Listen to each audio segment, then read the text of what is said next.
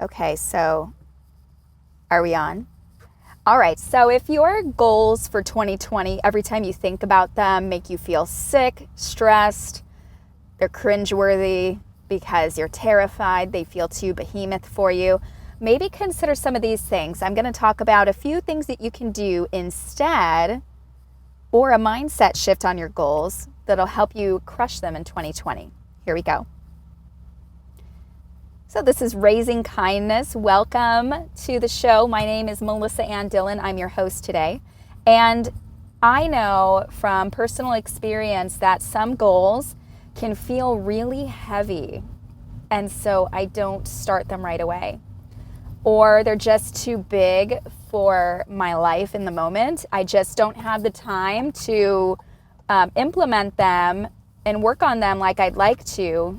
You know, the reality of the number of hours required to accomplish my goal, maybe way more than I can even handle this year. So this show is actually a perfect example. I actually have put off this show for some time now. If you listened to my last episode, you may have heard that it's been years that I've wanted to do Raising Kindness. And even though it didn't have a name for a while, it's been about 4 or 5 years that there have been many, many topics that I've wanted to talk to you about as a fellow mom or a fellow parent, if you're a dad, that have really been pulling on my heartstrings and weighing on me, but I haven't spent the time on it because I was looking at the project as too big. So that's what prompted me to record this episode now, just sharing with you that admittedly, this is a project that should have been started a long time ago. So if you have any of those, here's what you should consider that helped me pull the trigger on this now.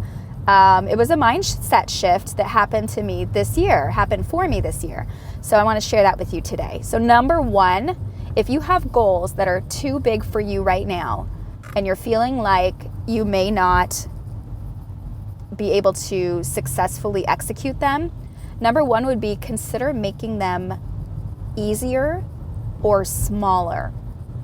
So what I mean by that is that taking this show, for example, I'll use that as a perfect example, is I am recording this right now while I'm driving in traffic.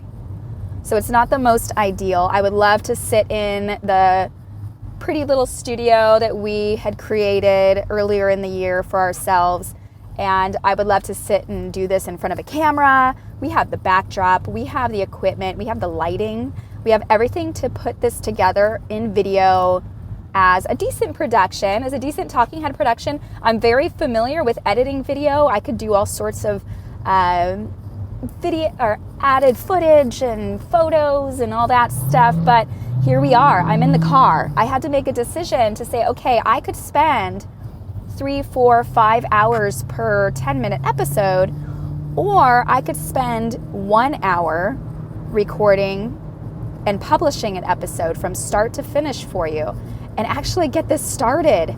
I just couldn't wait anymore. So can you relate?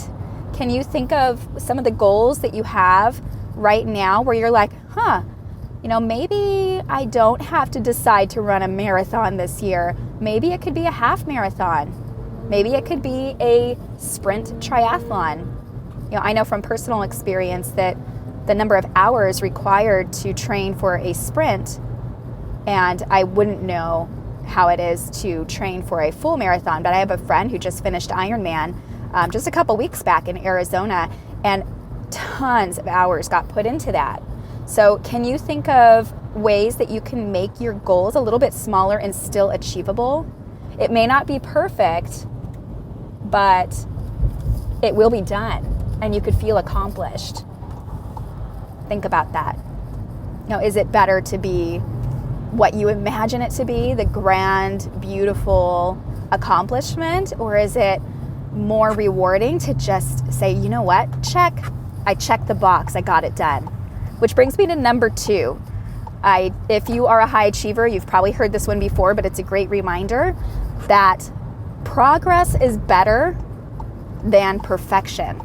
Progress over perfection. Have you heard that one? Again, if you're a high achiever and you've been accomplishing goals for some time now, or you have been reading or listening to other podcasts or other videos about how to achieve goals. I'm sure you've probably heard that one before, but that's a hard one for me, so I can understand if you're there too. And I don't think I realized, and you may not even realize in yourself, that you might be stuck in that analysis paralysis of wanting to make things look pretty and perfect when you execute it, because that's what it looks like in your mind.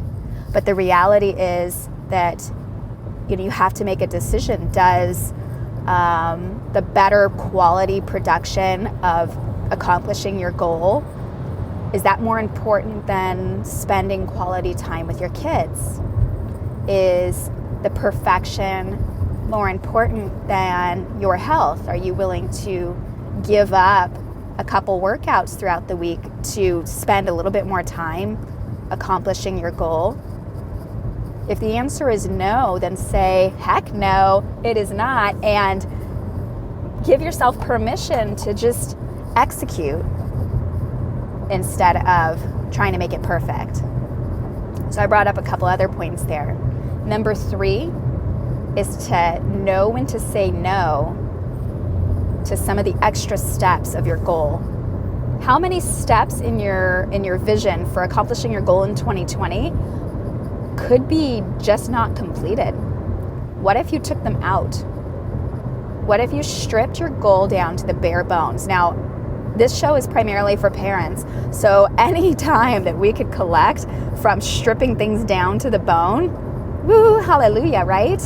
Like if we can get some more time, because we're all struggling with that as working, busy, ambitious parents here.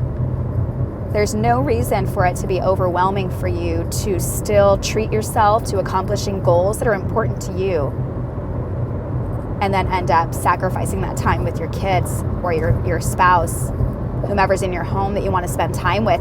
It is not worth it. There is no goal that is worth giving up that time, that precious time for you and your own care and self-love, and that precious time with your family. Imagine your little ones. If you have little ones at home, let me know in the comments how old your kiddos are. Feel free to chime in, because I am going to be monitoring these comments for all of our episodes, no matter where you're listening, in the podcast, on our website, on YouTube. Please put in comments, how old are your kiddos? Because I want to tailor this show for you more and more as I get to know you a little better. But imagine your kids 5 years from now, 10 years from now. Will you be able to look back and be proud of the time that you're spending with them? That is huge. I can tell you from personal experience, my oldest son is 20 years old now and has a baby coming on the way. I'm going to be a grandmother. And he and I have had to go through a lot of healing because I was a workaholic. So I lost a lot of time with him, and that is not time you could ever get back. I'm getting a little emotional here, so forgive me.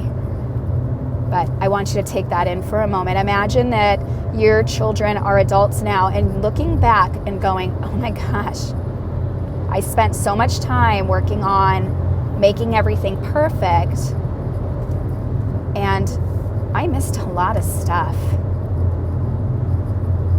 Okay, now let's flip the switch a little bit. Now, imagine looking back and going, I did it right. I'm so glad that everything that I accomplished, it didn't look perfect, but I accomplished it, and I spent time with my family. It's possible, I promise. I feel that I can attest to, with experience, that it is possible that you can live that balanced life. But if there's anything that's pulling on you, as much as Raising Kindness did, I wasn't totally 100% satisfied with how I was spending all of my time, because I felt that you deserve to hear some of the messages that I have, because that deep regret really looms in me that I don't want for you. I don't want that for you. I want you to have that life that you know is available to you. It's possible. And it starts with our goals, especially if we're ambitious parents. It starts with how we execute them and still keep our number one priority, our family and our personal health our spirituality, those as number one.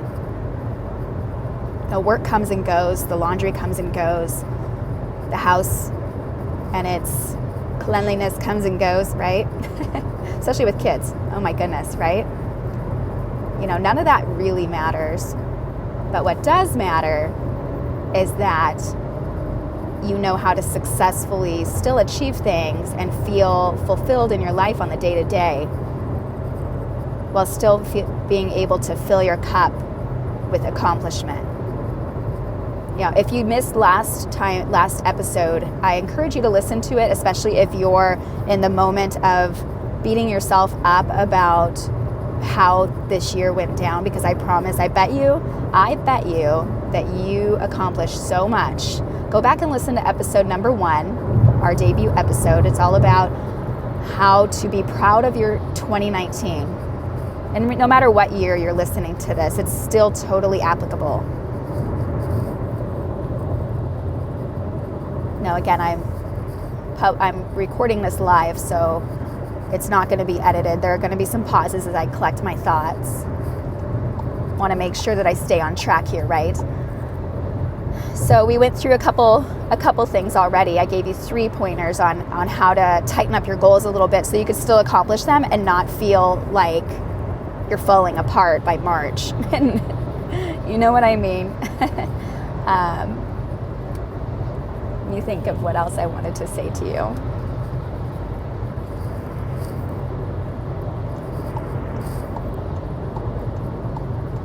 It's funny, I had so much to add to this episode, but I think for now, I might even break this into 2 parts. If I come up with anything else, I'll add it, but I don't want to take up any more of your time for today. I think that's enough.